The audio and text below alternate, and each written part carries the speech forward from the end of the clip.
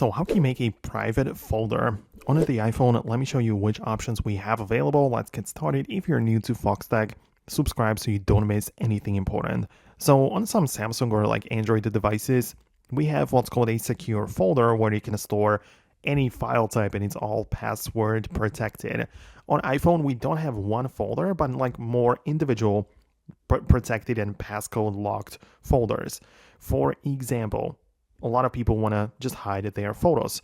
So you can go to the Photos app, tap on the individual pictures, click on the three dots and go to the Hide section, like hide it away.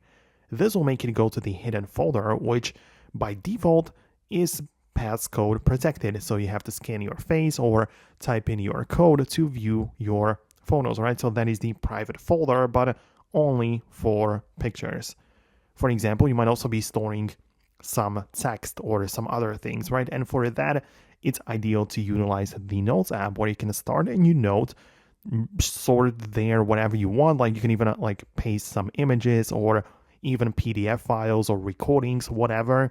And you have the ability to tap on the three dots like so, click on lock, and even use like a separate passcode to lock your notes that way. So you technically have a folder within your Notes app and you have some like private and locked photos, texts, whatever you want in that note, right? So that is another way to do it. And one last section or method to make it work is by locking individual applications.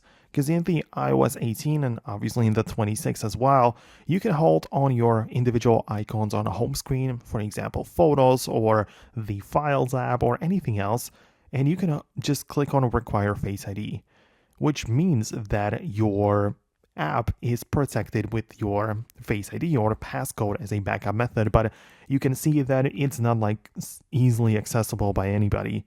So that might be something which helps you out. Let me know if you liked what you see. I just try to show you whatever is currently available on this, version of iOS. Once something new becomes available, I'll definitely update you, so stay tuned by subscribing and that way you're not going to miss it. But thanks a lot for watching and I'll see you later in the next videos as well.